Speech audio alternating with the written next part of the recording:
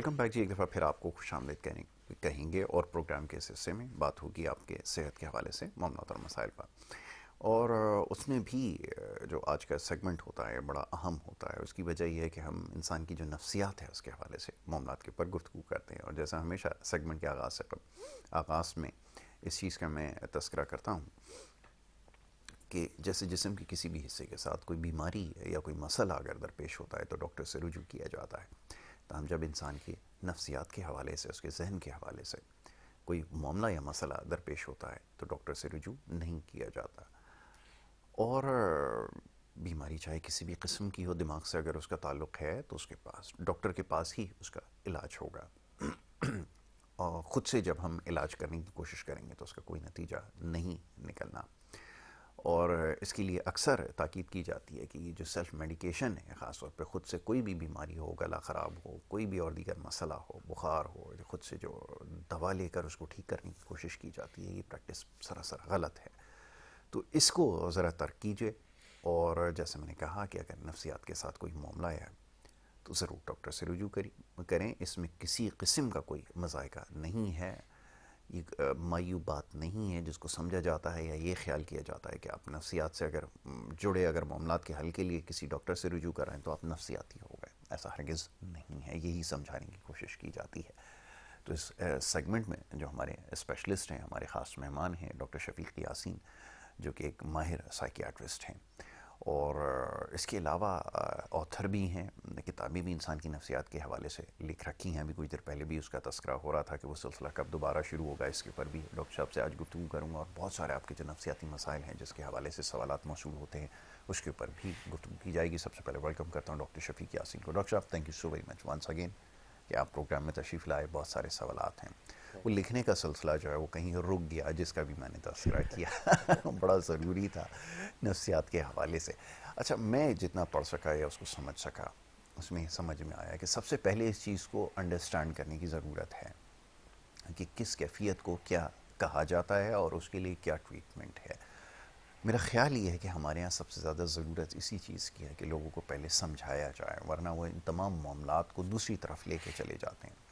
एक बड़ी अजीब सी बात है कि हमारे यहाँ जब भी आप किसी महफ़िल में जाते हैं, किसी से बात करते हैं तो वो कहता है कि मेरे ख़िलाफ़ कोई एनवी है, किसी की कोई बात इस तरह की है, कोई नज़र का चक्कर है, कोई ये है, तभी मैं जो है वो ग्रो नहीं कर पा रहा।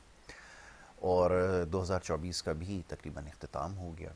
हम वैसे तो बड़े बड़े प्लान करते हैं फ़िटनेस के हवाले से, उसके हवाले से, लेकिन ये नहीं सोचते कि हम कहाँ खड़े हैं, हमने क्या कुछ ठीक किया है, कि हमारे जो सोचने का तरीका था, समझने का तरीका था, उसको किस हद तक हम बेहतर कर पाए। शायद इन सारी चीज़ों को हम नहीं खातिर में लाते। ज़रा बताइएगा आगे क्या करने की ज़रूरत है, कैसे अंडरस्टैंड किया जाए, और क्या आप समझते हैं कि अब वक्त आ गया है कि अगर हमारे सोचने समझने की सलाहियत अगर मुतासिर हुई है तो यकीनन इसके लिए भी डॉक्टर से रुजू करने की ज़रूरत है। ज़रा फरमाएं। बिल्कुल। आई थिंक आपने जो अभी बोला उसमें कुछ वर्ड्स बड़े इंपॉर्टेंट हैं। जैसे आपने कैफियत की बात की, जैसे आपने सोचने समझने की बात की, और कैफियत से बात अभी कल ही मैं पेशेंट देख रहा था और वो कहती कि गुस्सा तो सभी को आता है, बेचैनी तो सबको ही होती है, सबको ही मायूस होता कौन है जो नहीं होता है, है। कभी कभी नींद नहीं आती तो क्या वो नफसियाती हो गया, या ओवर थिंकिंग हर एक कर सकता है। तो बात ये है कि कैफियत या महसूसात जो है इंसान की, हम नॉर्मली सारे ही महसूस कर रहे होते हैं। लेकिन प्रॉब्लम कब होता है नफ्सियात का, जिसको हम लेबल करते हैं कि ये डायग्नोसिस है या बीमारी है, वो उस सूरत में होता है कि उसकी इंटेंसिटी कितनी है, उसकी फ्रीक्वेंसी कितनी है, वो आपकी ज़िंदगी पे कितने असरात डाल रहा है, जो आपके साथ रह रहे हैं उनको किस तरह से अफेक्ट कर रहा बिल्कुल है, ठीक। आपके काम को कैसे अफेक्ट कर रहा है, रिलेशनशिप को कैसे अफेक्ट कर रहा है। तो अगर ये महसूसात, चाहे वो डिप्रेशन की हो, चाहे वो घबराहट बेचैनी की हो, मायूसी की हो, या फिर खौफ की हो, इस तरह की, ये आप हर इंसान ही महसूस कभी ना कभी करता है। लेकिन जब ये ओवर बहुत बढ़ जाती है और आप इतना ज़्यादा खौफज़दा हो जाए कि काम पे नहीं जा सकते, इतने ज़्यादा मायूस हो जाए कि आप सोचेंगे अब ज़िंदगी में कुछ होने वाला नहीं है, और फिर नाउमीद हो जाए, या फिर इसी तरह गुस्सा आपका इतना ज़्यादा हो जाए कि आप पे अफेक्ट कर रहा है, आसपास रिश्तों पे अफेक्ट कर रहा है, तो फिर उसके इलाज की ज़रूरत है। बिल्कुल ठीक ठीक है। है। इसी तरह फिर हम उनको डायग्नोस करते हैं कि ये डिप्रेसिव इलनेस है, मायूसी की बीमारी है, एंजाइटी डिसऑर्डर है, बेचैनी घबराहट की बीमारी है, और उसमें फिर बहुत सारी टाइप्स हैं। और फिर ये कैफियत जो होती है ना, जो महसूसात हैं, ये हमारी सोचने समझने की सलाहियतों पे भी असर डालती है। बिल्कुल ठीक है। क्योंकि जब आप नेगेटिव हो जाते हैं, आपकी सोचें नेगेटिव हो जाती हैं, तो फिर आप सोचते भी नेगेटिव हैं। फिर आपको लगता है कि हाँ, हो सकता है लोग मुझ पर जादू कर रहे हैं, कोई नज़र का असर है जैसे आपने बोला, कोई लोग मेरे दुश्मन हैं, मेरे बारे में बातें कर रहे हैं। अच्छा, ये चीज़ें जो है ना फिर आस्ते से बढ़ के उस लेवल पे चली आती हैं कि लोगों को लगता है कि लोग मेरे दुश्मन हो गए हैं, मेरे खिलाफ हो गए हैं, और फिर इस हद तक बिगड़ सकती हैं कि उनको कानों में आवाज़ें आने लगती हैं, जिसे हम साइकोसिस कहते हैं। अब वो डिफरेंट लेवल जो है, वो जैसे जैसे ये बढ़ते हैं और कॉम्प्लिकेशंस उसके साथ बढ़ जाती हैं, और ड्यूरेशन बीमारी का बढ़ जाता है, जब उसने ट्रीटमेंट नहीं कराया तो उसको ठीक करना और मुश्किल हो जाता है। अभी एक और फीमेल पेशेंट कल ही नहीं, परसों एडमिट हुई वो रात को, और कल मैंने उसे सुबह देखा। तो वो 5 साल हो गए हैं, लेकिन पहली दफ़ा इलाज कराने के लिए आई। उसके भाई उसको लेकर आए। इन 5 सालों में उसने क्या क्या लूज़ किया।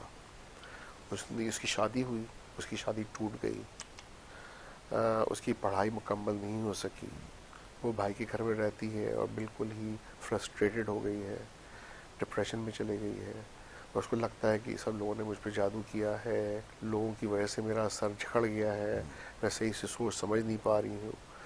तो अब अभी दूसरे दिन ही है, इंशाल्लाह अल्लाह ने चाहा तो उसमें बेहतरी आएगी। उसको डेफिनेटली नफ्सियात की इलाज की ज़रूरत है, और थी भी इतने अरसे तक। मुझे दुख है कि वो पहले 4 साल पहले क्यों नहीं आई, और उसकी शायद ज़िंदगी बहुत बेहतर होती, शायद उसका रिश्ता ही नहीं टूटता, उसकी शादी कामयाब रहती। तो मुझे प्रॉब्लम ये होती है कि नफ्सियात में, जैसे आपने शुरू में ही इंट्रोडक्शन में कहा, लोग इलाज नहीं कराना चाहते, डॉक्टर के पास नहीं आना चाहते, बहुत बड़े बड़े लॉसेस हो जाते हैं, नुकसानात हो जाते हैं इंसान की ज़िंदगी में। कुछ लोगों की पूरी ज़िंदगी के बिजनेस तबाह हो जाते हैं, कुछ लोगों के पूरे रिश्ते जैसे टूट जाते हैं, डिवोर्स तक बात चले आती टाइम है। के साथ कोई ताल्लुक है? लोग अक्सर, मैंने सुना है कि ख़ास तौर पे ये कहते हैं कि जी नफ्सियात के साथ कोई टाइम है, वो टाइम के साथ हील हो जाएगा। फीमेल के केस में या मेल के केस में, दोनों में यंग अगर है तो वो कहते हैं जी शादी जो है वो मसला हल कर देगी, आगे जाके हील हो जाएगा। ऐसा कुछ हुआ है कोई आपके ख्याल में कि आगे जाके मामला खुद इट्स ठीक हो वेरी गया हो? अनलाइकली, और ये बड़ा मुश्किल है कि वक्त के साथ मसले खुद ब खुद ठीक हो जाएं। 99% केसेस में मैंने जो देखा है, उसमें प्रॉब्लम्स बढ़ते हैं वक्त के साथ वो कहते साथ। हैं भूल जाएगा, अगर बचपन में कोई इंसिडेंट हुआ है, वो कहते हैं जी ठीक है अभी हो गया, वो सबके साथ हो जाता है, लेकिन जब ये बड़ा होगा तो भूल जाएगा। क्या ऐसा हुआ? नहीं, अगर हादसा बहुत बड़ा है, ट्रॉमेटिक है, बहुत एग्जैक्टली। ज़्यादा उसको उसका असर हुआ है, तो वो इंसान भूलता नहीं है। हाँ, ये होता है कि कॉन्शियस लेवल से वो सबकॉन्शियस अनकॉन्शियस लेवल पे चले आता है, लेकिन वो रहता है। और फिर वक्त के साथ साथ, जैसे हम पीटीएसडी कहते हैं, post traumatic stress disorder, flashbacks की सूरत में, नाइटमेयर्स की सूरत में, बुरे ख्वाब की सूरत में, अचानक से कोई इमेजेस नज़र आना जो हादसे से रिलेटेड हो, उन एरियाज़ को अवॉइड करना, जैसे जहाँ पे हादसा हुआ, सपोज़ किसी जगह धमाका हुआ, कोई उसने बहुत बड़ा फायर वर्क था, या अचानक से कोई धमाका हो गया, तब जब भी फायर वर्क सुनेगा तो वहाँ से भागेगा, वो उसको नहीं। अब जैसे ये आ रहा है न्यू ईयर, और फायर जी वर्क होने वाले हैं, जी। तो होगा ये कि फिर वो नहीं, उसको उसमें प्लेजर नहीं, उसको उसमें खौफ महसूस होगा, घबराहट बेचैनी बढ़ जाएगी, बल्कि वक्त से पहले ही उसे पता है कि फायरवर्क्स होने वाले हैं, मैं कहीं कान बंद करके बैठ जाऊँ ताकि मैं इसको अवॉइड करूँ। तो अवॉइडेंस बिहेवियर बहुत ज़्यादा कॉमन है, और साथ में डिप्रेशन और एंजाइटी, कॉन्फिडेंस जो है ना, उसमें अफेक्ट आ जाता है। लोगों के सामने बातें करना, उनसे इंटरेक्ट करना, उस पर अफेक्ट आ जाता है। और फिर उसका डोमिनो इफेक्ट रिलेशनशिप पे भी होता है, वर्क पे भी होता है। और वो फिर कई दफ़ा पुश कर रहा होता है अपने आप को, गुजार रहा होता है कि चलो यार, मैं ट्राई करता हूँ कि इसी सिम्टम्स के साथ, इसी प्रॉब्लम्स के साथ किसी तरह घसीट लो अपने आप को। लेकिन फिर एक पॉइंट आता है जब वो शायद ये नहीं कंटिन्यू कर सके, और फिर बहुत ज़्यादा नीचे की तरफ चले, या डिप्रेशन में चले जाए, एग्जैक्टली। और उस वक्त जाके फिर और बीमारी ठीक होने में टाइम लग जाता है ज़्यादा। बिल्कुल ठीक ये है। जब प्रॉब्लम बड़ी हो जाती है, तो फिर उसको ठीक करना और मुश्किल हो जाता है। बिल्कुल ऐसा ही है। डॉक्टर साहब, क्वेश्चंस की तरफ आता हूँ। एक दो क्वेश्चंस मौसूल हुए हैं जिसके बारे में, चंद पेशेंट्स के बारे में बात हुई है कि एक तो हाइपर सेंसिटिविटी का एक केस है कि बहुत ज़्यादा हाइपर सेंसिटिव एक पेशेंट हो चुका है। अब वो उन्होंने कहाँ से डायग्नोस करवाया, वो कहते हैं शायद बाइपोलर डिसऑर्डर का पेशेंट है। वो ज़्यादा क्रॉनिक हो गया है, वो तो अभी आप बताएंगे कि उसका क्या सिलसिला है, लेकिन वो इस हद तक हाइपर सेंसिटिव है कि अगर उसको कोई टच भी कर ले तो उसको फील होता है कि शायद मुझे कोई नुकसान पहुंचाने की कोशिश कर रहा है, वो बहुत ज़्यादा आइसोलेशन के अंदर चला गया है। और मैंने जब उनसे बात की तो उन्होंने कहा कि बचपन से ट्रेनिंग क्योंकि कुछ इस तरह की रही है कि इधर मत जाओ, इधर बैठोगे गिर जाओगे, ये करोगे, वो चीज़ डेवलप होते होते होते वो शायद इस स्टेज तक पहुंच चुका है। ऐसे केस को क्या नाम दिया जा सकता है, और ये जो डायग्नोसिस हुआ है इसके बारे में आप क्या कहेंगे प्लीज़? पहली बात है कि हाइपर सेंसिटिव जो है वो डायग्नोसिस है ही नहीं, ना ही ICD-10 में है, ना DSM-4 में है। ठीक है। ठीक, ये एक ऐसी फीलिंग का नाम है कि वो अवॉइड कर रहा है कि कोई ज़्यादा ऊंचा ना बोले या उसके करीब ना आए, उसको टच करेगा तो उसको लगता है कोई नुकसान कर रहा है। जी। तो ये उसके थॉट्स हैं, उसकी बिहेवियर हैं जो कि उसको हाइपर सेंसिटिव बना रहे हैं। राइट। लेकिन एक्सप्लोर ये करना है एवेल्यूएशन के लिए प्रॉपर कि इसका एक्चुअल डायग्नोसिस क्या होना चाहिए, कि जब वो कोई टच करता है उसको लगता है कि वो इसके खिलाफ है, कोई इसका दुश्मन है, या फिर वो इतने ज़्यादा एंजाइटी में है कि वो थोड़ी सी ज़्यादा नॉइज़ जो है उसको इरिटेबल करती है, या उसको टच फीलिंग बहुत ज़्यादा लगती है। तो ये एंजाइटी डिसऑर्डर की तरफ भी जा सकता है, राइट। ये साइकोसिस की तरफ भी जा सकता है, बाइपोलर अफेक्टिव इलनेस की तरफ भी जा सकता है, डिप्रेसिव इलनेस का हिस्सा भी हो सकता है, PTSD से रिलेटेड भी हो सकता है, पोस्ट ट्रॉमेटिक स्ट्रेस डिसऑर्डर से, and so on. Multiple possibilities हैं। इवन ड्रग अब्यूज़ में भी पेशेंट्स बहुत हाइपर सेंसिटिव हो जाते हो हैं। जाते हैं। एम्फेटामिन अब्यूज़ है, कैनबिस अब्यूज़ है, लेकिन ख़ास तौर पे एम्फेटामिन अब्यूज़, उसमें हाइपर सेंसिटिविटी बढ़ जाती है। तो it can be part of substance abuse, या नशे के पेशेंट्स होते हैं उनमें भी ये प्रॉब्लम्स हो सकता है। तो I don't want to label it, क्योंकि इतना थोड़े से इंट्रोडक्शन से बहुत मुश्किल हो जाता है कि आप इसको एक प्रॉपर डायग्नोसिस लेबल करें, क्योंकि एक्चुअली प्रॉपर डायग्नोसिस बनाना ना, या से it takes 30 to 45 minutes. Exactly. उसमें आपको पूरा डिटेल्ड एनालिसिस करना असेसमेंट चाहिए, पड़ता होगा एनालिसिस बिल्कुल। चाहिए, और बगैर प्रॉपर एनालिसिस के अगर जंप करके आप एक डायग्नोसिस पे पहुंच जाते हैं ना, कंक्लूजन पे नहीं वो पहुंचना। गलत हो सकता है। और एक राइट। दफ़ा आपने लेबल लगा दिया एक पेशेंट को जो कि गलत है, तो उसके साथ फिर ज्यादती है। बिल्कुल ठीक है। एक सब्सटेंस अब्यूज़ के हवाले से ही एक है, और by profession is a doctor, without naming उन्होंने कहा कि मॉर्फिन अब्यूज़ पे थे, अब्यूज़ ही उसको मैं कहूँगा। और वो क्योंकि प्रैक्टिसेस ऐसी थी तो शायद वो रिलैक्सेशन के लिए इसका वे आउट उन्होंने ढूंढ लिया। और जब बहुत ज़्यादा एडिक्शन हो गई तो बहुत सीरियस उसके कॉन्सिक्वेंसेस हुए, शायद प्रोफेशन पे बहुत ज़्यादा उसका इफेक्ट हुआ है, तो उस वजह से बहुत ज़्यादा परेशान है। अब क्या किया जाए ऐसी सूरत में, इसकी क्या रिहैब होगा, कैसे इसको रिकवर किया जा सकेगा? मैं चाहूँगा इससे रिलेटेड और बहुत सारे वो हैं जो डायरेक्ट मॉर्फिन के ऊपर तो नहीं है बट दूसरे सब्सटेंस के ऊपर हैं, वो ये चाहते हैं इस चीज़ को ओवरकम किया जाए। मैं एक से पहले भी आपसे पूछ चुका हूँ कि आप भी by profession you're a doctor, आपने भी वो सारा प्रेशर सिचुएशन को हैंडल किया है विदाउट टेकिंग एनी ड्रग और सब कुछ। ये जो नए डॉक्टर्स हैं, अब इनके बारे में क्या करूँ मैं, ज़रा बताइए। देखिए, हाँ, आप सही कह रहे हैं। It is an escape mechanism. पहली बात है, ज़्यादातर केसेस में जब सब्सटेंस लिए जाता है तो होता है कि वो इतना स्ट्रेस, कहते हैं कि हमें स्ट्रेस हो रहा है, तो हम उसको कैसे बर्दाश्त करें, या बर्दाश्त नहीं सकते तो क्या करें कि वो हम इस प्रेशर को भूल जाएं कुछ अर्से के लिए। नशा करना शुरू कर देते हैं। और नशे में होता तो ये है ना कि आपको टेम्प्रेरी थोड़ी सी खुशी या रिलीफ मिल जाता है, लेकिन एट व्हाट कॉस्ट, जो आप बता रहे हैं कि फिर उसके आदी हो गए, और उसकी वजह से ना सिर्फ आपकी इमोशनल टर्मोइल आया, आपके मूड स्विंग शुरू हो गए, आपके एंगर इशू शुरू हो गए, आप डिप्रेशन में जा सकते हैं वगैरह वगैरह। इवन सुसाइड रिस्क बढ़ सकता है, साइकोसिस वेरी कॉमन है, उसमें जा सकते हैं। लेकिन फिजिकल हेल्थ कॉम्प्लिकेशंस भी बहुत ज़्यादा मुतासर होती है, आपके डिफरेंट ऑर्गन्स जो है ना उस पर इफेक्ट आता है, आपकी फंक्शनिंग में इफेक्ट आता है। एज ए डॉक्टर आप काम नहीं कर सकते, या इवन जिस प्रोफेशन में भी आप हैं आपके लिए बड़ा मुश्किल हो जाता है कि आप उसमें कॉन्सेंट्रेट करें या फंक्शन कर सकें। तो फिर क्या करना चाहिए? डेफिनेटली अगर सब्सटेंस अब्यूज़ इतना रिस्क है, जैसे मॉर्फिन अब्यूज़ है, या फिर ओपिएट अब्यूज़ है, या फिर एम्फेटामिन अब्यूज़ है, कैनबिस अब्यूज़ है, ये इनमें एडमिशन की रिक्वायरमेंट है for detoxification. Right. Alcohol abuse में भी डिटॉक्स होगा, मतलब आपके 2 weeks to 3 weeks लगते हैं डिटॉक्सिफिकेशन में, कि ये मुज़र असरात जो हैं नशे के वो आपके जिस्म से निकलें, आपका जो तोड़ है, जो क्रेविंग है जो नशे में होती है, उसको डील करें, पेन मैनेजमेंट को डील करें, उस फेज़ को डील करें जिसमें मोर्टेलिटी बढ़ सकती है, जिस मोर्टेलिटी का मतलब मरने का रिस्क भी होता है, और तकरीबन 10 से 15% रिस्क हो सकता है जब बहुत ज़्यादा हाई रिस्क ड्रग्स ले रहे हैं तो उसको मैनेज करना।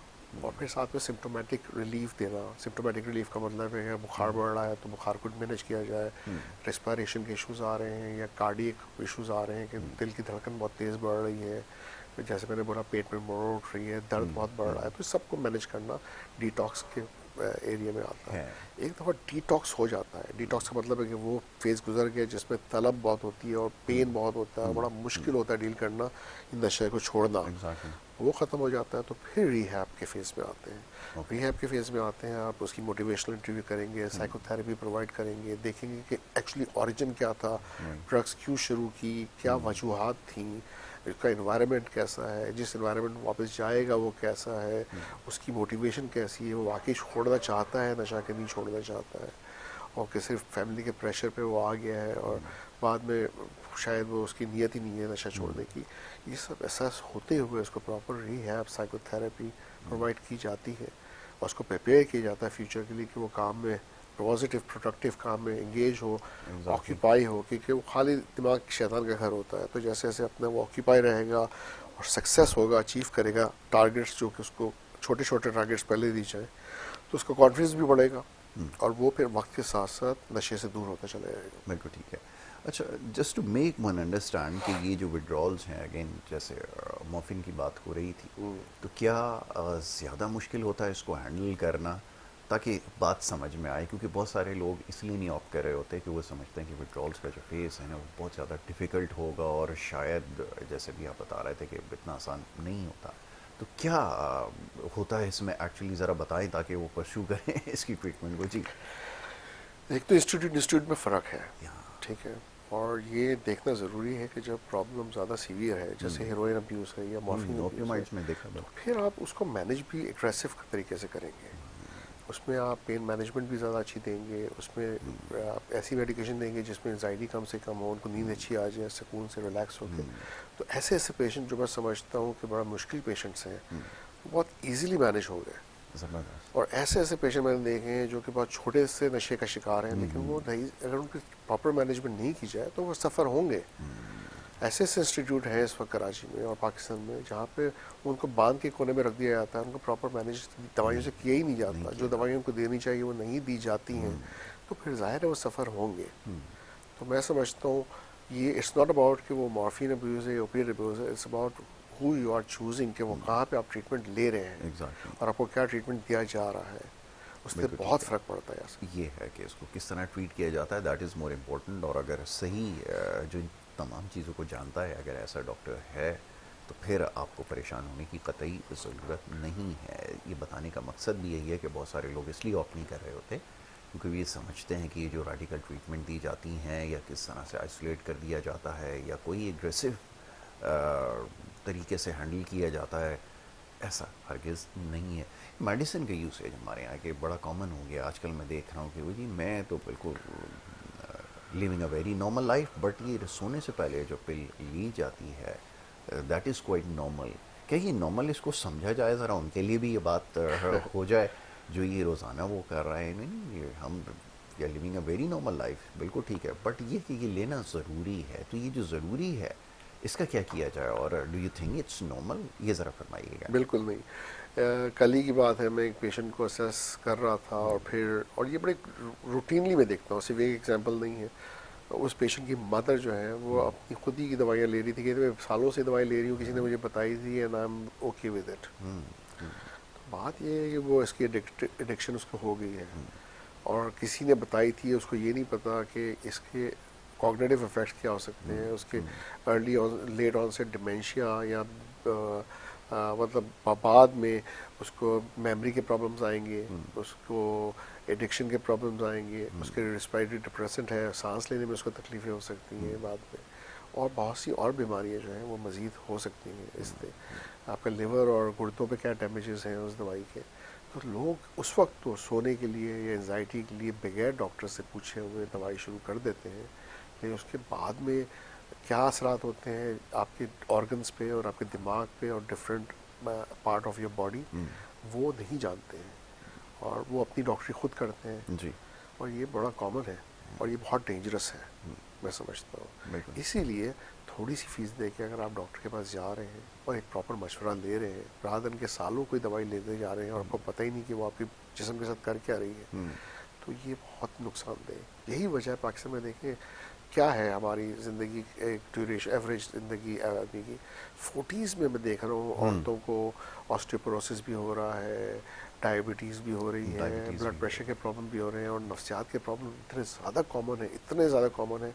और मैं समझता हूँ नफ्सियात के प्रॉब्लम जहाँ एंजाइटी और डिप्रेशन है वो बढ़ा रही है risk of diabetes and blood pressure और हार्ट के प्रॉब्लम्स जी। और मैदे के प्रॉब्लम्स खास तौर पे।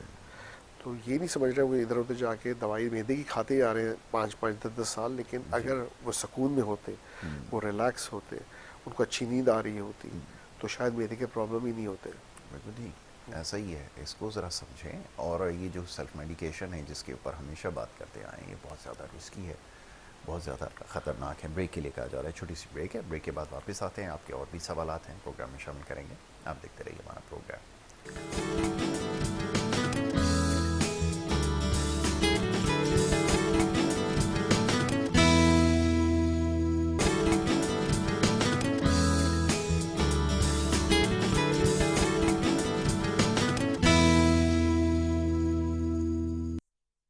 वेलकम बैक जी। एक दफ़ा फिर आपको खुश आमदीद कहेंगे। ब्रेक पे जाने से पहले डॉक्टर शफीक यासीन साहब से गुफ्तगू हो रही थी और कुछ क्वेश्चंस जो आए थे आज उसके हवाले से बात कर रहे थे। अभी बड़ी इंटरेस्टिंग डिस्कशन है। अब ज़रा कुछ देर पहले बात हो रही थी कि चैलेंजेस बहुत सारे थे। जैसे मैंने कहा कि वो सब्सटेंस अब्यूज़ वाले कहते हैं कि जी हमारे साथ बड़ा प्रेशर में थे हम, और वो जैसे मैंने आपको बताया as a friend of mine कि मैं बहुत ज़्यादा स्टडीज़ का बर्डन होता है तो उसकी वजह से मैं इस तरफ एडिक्शन की तरफ आ गया। मैं हमेशा कहता हूँ कि मेरे पास तो आपकी एग्ज़ाम्पल बड़ी अच्छी है कि आपने कैसे मैनेज किया वहाँ जाना आइलैंड में, और उस वक्त जाना कि जिस वक्त मेरे ख्याल में आइलैंड के बारे में पाकिस्तान में ज़्यादा लोग नहीं जानते थे, अपनी स्टडीज़ को परस्यू करना एट वेरी यंग एज, और वो सारा प्रोसेस कैसा रहा? आपने भी तो सिचुएशन हैंडल की, आप क्यों नहीं गए सब्सटेंस अब्यूज़ की तरफ? चलें बताएं। देखिए ये अपनी अपनी परसेप्शन की बात है। यहाँ से हर इंसान अलग तरह से परसीव करता है, सोचता है और देखता है और महसूस करता है। जब मैं गया था पहली दफ़ा आयरलैंड तो मेरे पास कोई तजर्बा नहीं था। MBBS मैंने किया था, हाउस जॉब मैंने की थी, सिर्फ 6 महीना मेडिसिन 6 महीना सर्जरी जो कि रिक्वायरमेंट है, और मैं करने के बाद 3 महीने के बाद अपनी हाउस जॉब कंप्लीट करने के बाद राइट। पुर्तगाल और फिर वहाँ से आयरलैंड चला गया। आयरलैंड जब मैं उतरा था तो इस वक्त मेरे ख्याल में 1996 फरवरी की 12 तारीख थी, ऐसी अराउंड वही डेट्स मुझे याद है। अपनी वाइफ के साथ गया था और एक 6 महीने की बेटी के साथ गया था, और पहली दफ़ा गया था। और मैं वहाँ किसी को नहीं जानता था इस मुल्क में, मेरे लिए नया मुल्क था। जब मैं एयरपोर्ट पर उतरा था तो मेरे जेब में 1000 पाउंड थे, और ये मैं टोटल अपना एसेट लेकर आया था कि मैं इसमें ही जो है ना आगे देखूँगा कि करना क्या है। अच्छा, मेरे पास उस वक्त तक रजिस्ट्रेशन तक नहीं हुई थी मेडिकल काउंसिल की। जी। मैंने अप्लाई के लिए भेज दिया था, लेकिन आई वाज वेटिंग। तो तकरीबन 2 महीने हो गए थे एप्लीकेशन भेजे हुए। तो मैं एयरपोर्ट पे उतरा, मैंने कहा अब मैं कहाँ जाऊँगा। तो मैंने वहाँ पे उस ज़माने में ना आपको पता है ना गूगल था, ना स्मार्टफोन्स होते थे। जी। 1995-96 में बेसिकली आपके पास फिजिकल मैप होते थे, या फिर एयरपोर्ट पे फ़ोन लगे होते थे कि आप इन होटल्स को कॉल कर सकते हैं, अगर अवेलेबिलिटी होगी तो आपको जगह मिल जाएगी। बिल्कुल ठीक है। तो मुझे ये पता था कि मेडिकल काउंसिल जो है ना वो साउथ सर्कुलर रोड के कहीं पास है। Right. That's all I knew. उसका एड्रेस मुझे पता था। तो मैंने फ़ोन किए डिफरेंट होटल्स को, उन्होंने कहा कि जो मुझे लगा कि उसके करीब है, कोई होटल जो है ना 100-150 पाउंड से कम में अवेलेबल नहीं था। मुझे एक कमरा मिल गया 90 पाउंड का। ओह, और 90 पाउंड का मतलब है इट्स कि सो एक्सपेंसिव। तकरीबन 10% के करीब मेरे पैसे जो थे ना वो तकरीबन पहली रात को ही जा रहे थे। हाँ। मैंने कहा चले आप बुक कर लें, मैं आ रहा हूँ। और फिर मैंने जब टैक्सी ली तो 25 पाउंड लगे मुझे एयरपोर्ट से होटल पहुँचने के। हारकोट होटल का नाम था। वहाँ मैं पहली रात को रुका। खाने पीने के लिए मैं ग्रॉसरी शॉप गया, वहाँ से मैंने डबल रोटी और कुछ जैम और इस तरह की चीज़ें ले ली, और उसी पे खा पी के गुजारा किया। तो अगले दिन मैंने कहा अभी तो पहली रात इतना खर्चा हो गया है, अभी इस तरह मैं तो सिर्फ 10 दिनों के अंदर सारा पैसा उड़ा दूंगा बिल्कुल ठीक। आइलैंड में। मैं कैसे यहाँ पे सर्वाइव करूँगा? अभी तो मेरे पास जॉब ही नहीं है, ना मुझे पता है कि कहाँ पे मैं जॉब अप्लाई करूँ। तो नेक्स्ट डे फिर मैंने 2 काम किए। एक तो मैं मेडिकल काउंसिल सुबह सुबह उठ के चला गया। जी। मैंने कहा भाई क्या मसला है, मेरे पास रजिस्ट्रेशन नहीं है, रजिस्ट्रेशन के बगैर मैं काम नहीं कर सकता, मैं एक बीवी बच्ची को लेकर आया हुआ हूँ यहाँ पर नए मुल्क में। एग्जैक्टली। और आप मुझे प्लीज़ बताएं कि कितना अर्सा लगेगा रजिस्ट्रेशन होने में। उन्होंने मुझे कहा कि 2 आपके डॉक्यूमेंट्स वेरिफिकेशन के लिए बाकी हैं, ये वेरीफाई होके आ जाएंगे तो आपकी रजिस्ट्रेशन हो जाएगी। मैंने उन डॉक्यूमेंट्स के नाम लिखे, एक फ़ोन बूथ रास्ते में आता है, उसमें पाउंड्स डाल के आप कॉल करते थे। उस ज़माने में 1 पाउंड 40 पेंस का जो है ना 1 मिनट होता था जी। तो मैंने एक कॉल के लिए मैंने 2 मिनट मम्मी से बात की। मैंने कहा मम्मी ये जो है ना 2 वेरिफिकेशन के डॉक्यूमेंट्स, एक पीएमडीसी से आना है और एक जो है ना एक प्रोफेसर हैं उनकी रेफरेंस है जो मुझे चाहिए। ये 2 अगर हो जाएंगे तो मेरी जॉब यहाँ पर हो जाएगी, इसलिए कि मेरे पास एक रजिस्ट्रेशन आ जाएगी। मम्मी ने कहा ठीक है मैं ट्राई करती हूँ, उनको कॉल करती हूँ कि जल्दी से वेरिफिकेशन हो जाए तुम्हारी। फिर जो है ना मैं वहाँ से वापस आके मैंने कहा किसी छोटे मोटे BNB, बेड एंड ब्रेकफास्ट कहते हैं वहाँ पर, तो वो 25 पाउंड पर नाइट पे मैंने 4 दिन के लिए बुक कर लिया कि 100 पाउंड में 4 दिन तो और गुजर जाएंगे कम से कम। फिर मैं देखता हूँ कि किराए पे जगह ले लूँ या कुछ कर लूँ, तो मूव हो गया। तो मेरी नेक्स्ट प्लानिंग यही थी कि किसी तरह रजिस्ट्रेशन हो जाए। अब जॉब के लिए मैंने कहा मैं रजिस्ट्रेशन का वेट करूं कि मैं ऐसे ही अप्लाई कर दूं रजिस्ट्रेशन के बगैर। मैंने कहा तीर फेंकने में कोई नुकसान नहीं है, और जितने ज़्यादा तीर फेंकेंगे ना उतने ज़्यादा चांसेस है कोई ना कोई निशाना लग जाए। मैं ये ज़रा ज़रूर पूछता हूँ क्योंकि हाँ, ये भी ज़रा पता चले कि वो एक अलग चैलेंज होता है। वेदर से मुझे याद आया कि जब मैं एयरपोर्ट से निकला तो मैं एक छतरी लेके निकला था। तेज़ बारिश हो रही थी, हवा तेज़ चल रही थी, सर्दियों का मौसम था, फरवरी की 12 तारीख, और वो तकरीबन 0 या माइनस में होगा टेम्परेचर ऐसे। और वो जो है ना जो बारिश होती है ना जो वहाँ पर, तो ऐसा लगता है कि गोलियां लग रही हैं आपको, ठा ठा ठा, ठंडी ठंडी और बड़ी जोर ज़बरदस्त मोटी मोटी जो है ना गोलियां आके चेहरे पे और जिस्म पे लग रही हैं। तो और हवा ऐसी थी कि जैसे मैं एयरपोर्ट से निकला हूँ, मैंने एक हाथ में छतरी पकड़ी थी, एक हाथ में सूटकेस था, और वाइफ ने बेटी पकड़ी हुई थी और मैं उसको छतरी के साथ जा रहा था। तो इतनी तेज़ हवा आई कि छतरी उड़ गई और सीधी दरख्त पे जाके लटक गई। तो मेरी पहला चैलेंज यही हुआ कि छतरी आपकी गई जो आप पाकिस्तान से लेके गए थे। तो वो वैसे भी बिल्कुल ही नाजुक छतरी थी, पाकिस्तान के हिसाब से थी, वहाँ के वो वेदर को टॉलरेट नहीं कर सकती, वहाँ के लिए बड़ी हैवी ड्यूटी एम्ब्रेला चल रहा था। एक चैलेंज ये था और दूसरा ये था कि कैसे सर्वाइव करना। बिल्कुल ठीक है। तो खैर फिर मैं उसके बाद वहाँ पर ढूंढता था क्योंकि हर चीज़ एक्सप्लोर करनी थी। अच्छा बात ये कि किसी और के लिए शायद एक प्रेशर हो जाता है, जैसे आप कह रहे हैं किसी ने नशा ले लिया कि इतना प्रेशर में आ गया, लेकिन मुझे लग रहा था ये एक्साइटमेंट थी, आप लर्न कर रहे थे, आप सीख रहे थे, आप नए मुल्क आए हुए थे, आपके ये छोटे छोटे जो स्टेप्स थे, इवन CV बनाना, मैंने पहले कहा वो CV बनानी पड़ेगी, एक लेटर लिखना पड़ेगा अलग अलग हॉस्पिटल्स को। तो जब मैं मेडिकल काउंसिल में ही था तो मैंने कहा पूरे मुल्क में कितने नफ्सियात के अस्पताल हैं, क्योंकि मुझे नफ्सियात में काम करना था। तो उन्होंने कहा 42 हॉस्पिटल्स हैं। तो मैंने कहा ये 42 हॉस्पिटल के आप मुझे सिर्फ लिस्ट और एड्रेसेस दे दें। तो उन्होंने प्रिंट करके मुझे एड्रेसेस और लिस्ट दे दी। तो मैंने ये किया कि अगले दिन बैठ के लाइब्रेरी थी वहाँ पर Saint Stephen's Green shopping centre के बराबर में, वहाँ लाइब्रेरी में जाके वहाँ कंप्यूटर्स लगे थे। उस ज़माने में फ्लॉपी डिस्क हुआ करती थी, तो मैंने एक फ्लॉपी डिस्क खरीदी और कंप्यूटर यूज़ करने की इजाज़त मिल गई लाइब्रेरी में। तो वहाँ बैठ के मैंने फिर टाइप की CV और प्रिंट आउट की CV और लेटर टाइप किया कि मुझे जॉब अप्लाई करनी है। उस लेटर को मैंने 42 टाइम्स प्रिंट आउट कराया, हर हॉस्पिटल को एक एक लेटर भेज दिया पूरे आइलैंड के। मैंने कहा इतने सारे तीर फेंकूंगा शायद कोई 1 या 2 लग जाए, कहीं ना कहीं से जॉब मुझे मिल जाए। और इत्तेफाक भी ये हुआ कि उसके 5 दिन बाद, अच्छा उन 5 दिनों में क्या हुआ कि वो एक तो BNB जो मैंने 4 दिन के लिए लिया था, वो उस 4 दिनों के अंदर ही मैंने एक कमरा ढूंढ लिया 200 पाउंड पर महीने किराए पे। तो that was a big drop, achievement थी। तो मैंने वाइफ और बच्ची को वहाँ मूव किया, सामान वहाँ मूव किया, और एक मैंने कहा चलो अब ये है कि मेरे पास टोटल 300-400 पाउंड बचे हैं, लेकिन इसमें अब मुझे उस वक्त तक गुजारा करना है जब तक पहली तनख्वाह नहीं आ जाए। तो that was a big challenge. तो अब पैसे बहुत कम होते जा रहे थे तेज़ी से। और फिर मैंने जब जॉब एप्लीकेशन भेजी थी जो लेटर्स 42 में से, एक मुझे कॉल आ गई डबलिन से ही। उस ज़माने में पैट्रिशिया गैलिगन थी एक कंसल्टेंट, उन्होंने कहा कि तुम आ जाओ इंटरव्यू पे। और मैं फिर ढूंढते ढांढते हॉस्पिटल 2 बसेस बदल के पहुंचा। उसमें 2 डॉक्टर्स थे जिन्होंने मेरा इंटरव्यू लिया। एक डॉक्टर जिमोबाइल थे वहाँ के डायरेक्टर हॉस्पिटल के, सेंट विंसेंट हॉस्पिटल, और डॉक्टर पैट्रिशिया गैलिगन।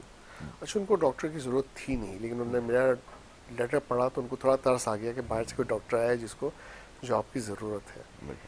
तो उन्होंने मेरा इंटरव्यू, ये मुझे बाद में पता चला, उस वक्त तो नहीं पता था, जब उन्होंने मेरा इंटरव्यू किया तो उन्होंने मुझसे पूछा तुम साइकेट्री क्यों करना चाहते हो, तुम नफ्सियात के डॉक्टर क्यों बनना चाहते हो।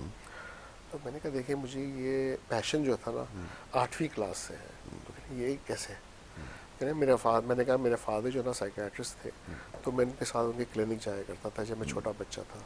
तो एक दिन मैं उनके क्लिनिक में बैठा था और 3 लोग जो हैं पकड़ के एक औरत को लेकर आए, और औरत जो थी वो बहुत ही ज़्यादा खौफ में थी, बहुत परेशानी में थी और डर में थी।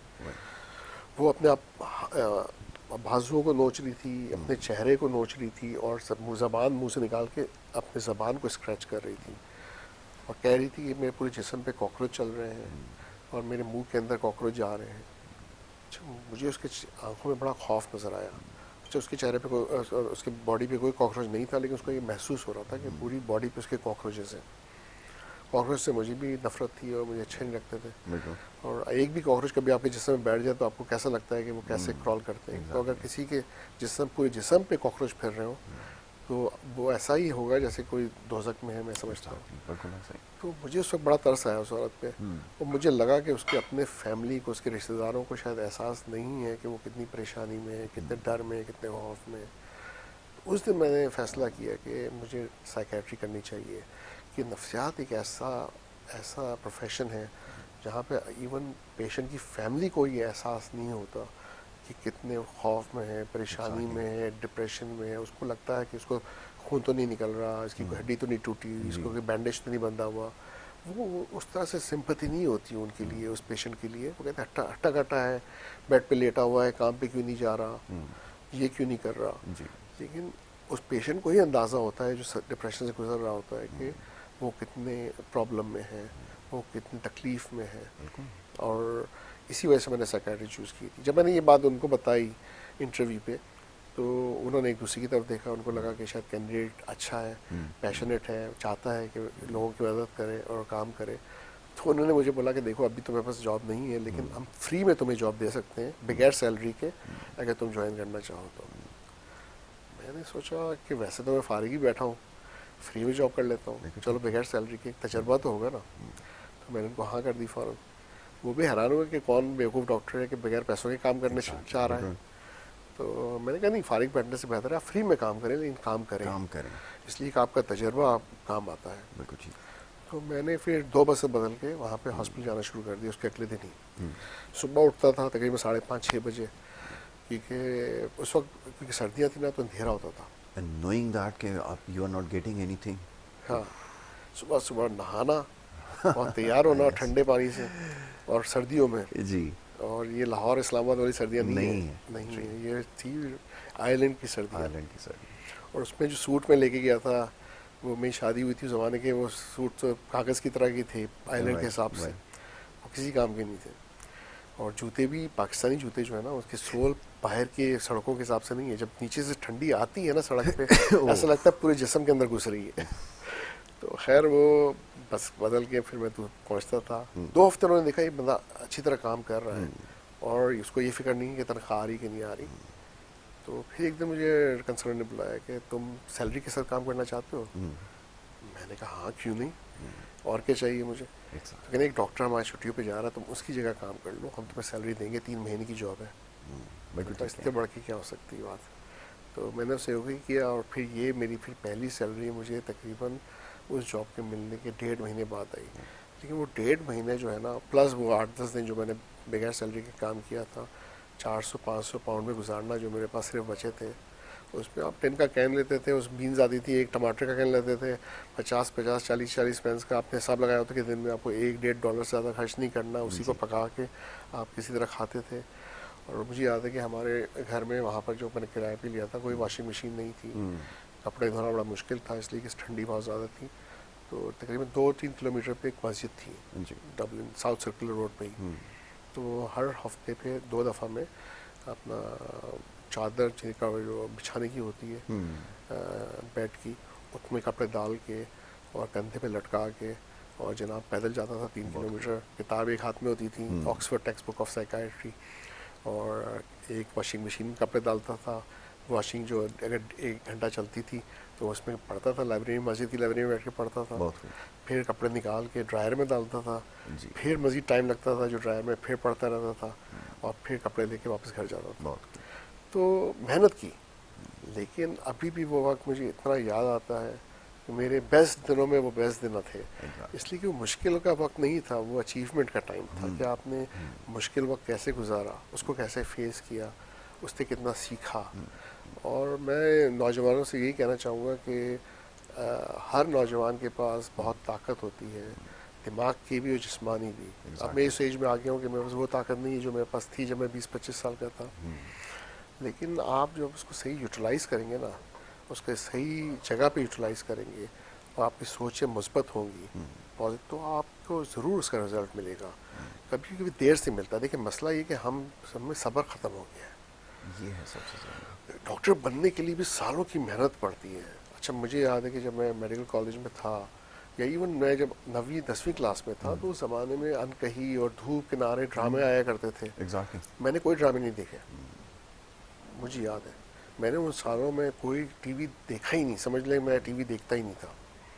अब तो खैर बहुत टिकटॉक और कोई बहुत से यूट्यूब और क्या नहीं है एग्जैक्टली डॉक्टर है, यंगस्टर्स के बाद आपके देखने पास के लिए। सोर्सेस हैं बहुत सारे। तो जब आपको डिसिप्लिन होना पड़ता है कि आप कहेंगे मुझे ये चीज़ें नहीं देखनी या नहीं करनी क्योंकि मैं टाइम सिर्फ डेडिकेट करना चाहता हूँ अपनी एजुकेशन पे और पढ़ाई पे, तो फिर आप क्यों नहीं स्टडीज़, आप हर चीज़ कामयाबी के साथ कर सकते हैं।